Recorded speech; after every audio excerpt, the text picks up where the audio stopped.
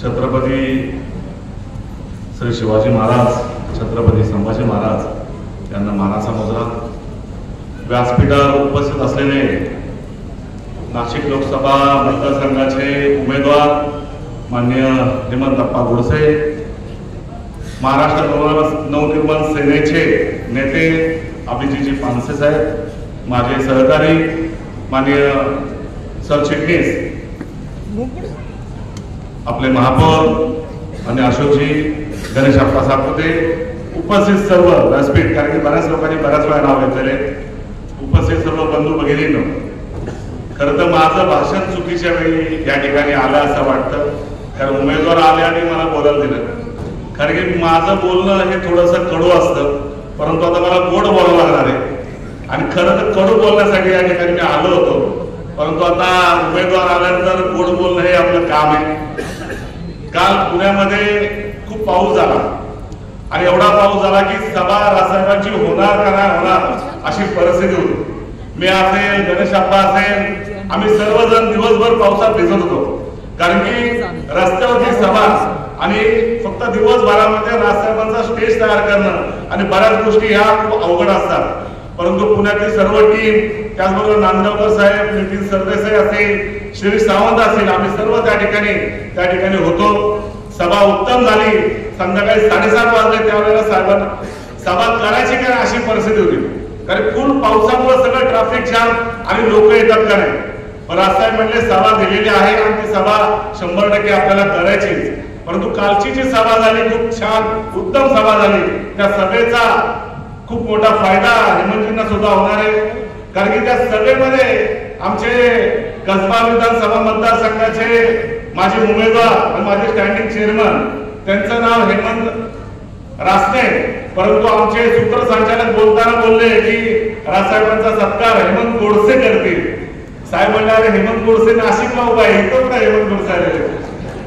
सांगण्याचा मुद्दा एवढाच आहे की महाराष्ट्रामध्ये ज्या वेळेला 9 एप्रिलला सन्मान्य राजसाहेब गुढीपाडव्याची सभा झाली आणि त्या सभेमध्ये आपल्या देशाचे कणखर नेतृत्व नरेंद्र मोदीजी यांना पुन्हा पंतप्रधान करण्यासाठी राजसाहेबांनी बिनशर्त असा पाठिंबा त्या ठिकाणी दिला आणि त्यानंतर महायुतीच्या सर्व उमेदवारांना त्या ठिकाणी आपल्याला निवडून देण्याचे आणि आपण सर्वजण त्यामध्ये काम कराल अशी अपेक्षा साहेबांनी सांगितलेली.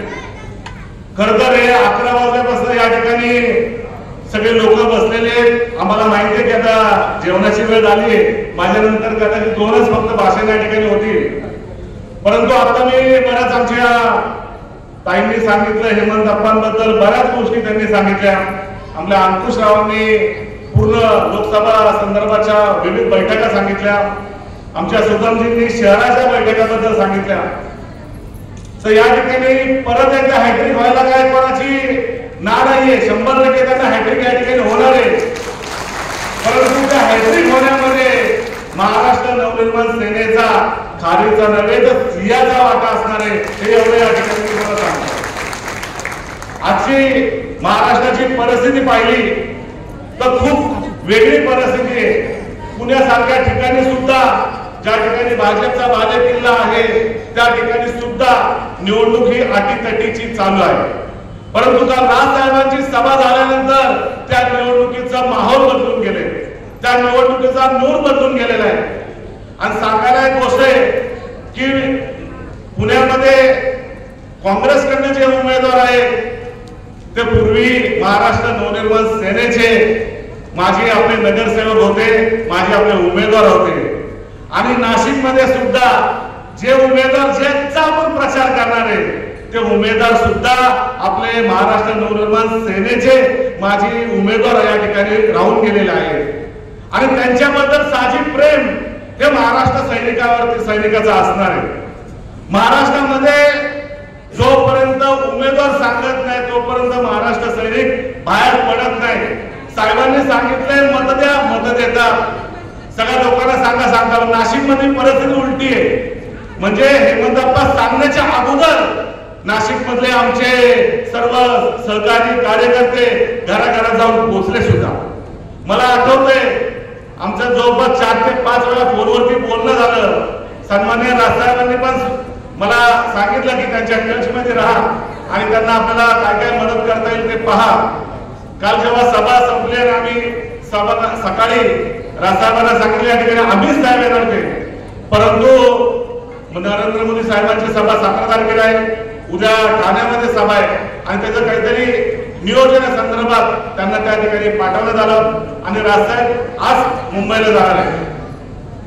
मी म्हटलं बाबा या ठिकाणी पानसे साहेबांसारखा एवढा मोठा नेता आपल्याला नाशिकमध्ये दिलेला आहे, तर मी आणि आमचे गणेश अप्पासारखे छोटे कार्यकर्त्यांनी या ठिकाणी येऊन काम करणं योग्य नाही राहणार. साहेबांनी सांगितलं त्याच्याकडे 6 लोकसभा आहेत आणि 6 लोकसभेमध्ये 4 दिवस झाला तो फिरतोय.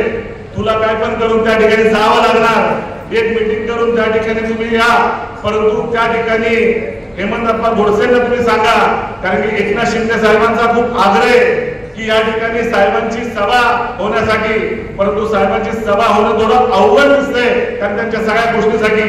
पण साहेबांनी सांगितले त्यांना माझ्या शुभेच्छा द्या, 100% ते या ठिकाणी निवडून येतील अशा त्यांना शुभेच्छा मी साहेबांच्या वतीने देतो.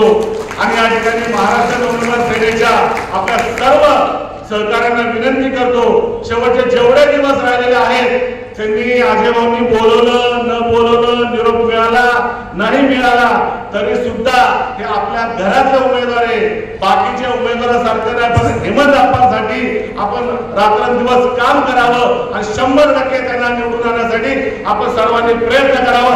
एवढंच या ठिकाणी सांगतो. थांबतो. जय हिंद, जय महाराष्ट्र.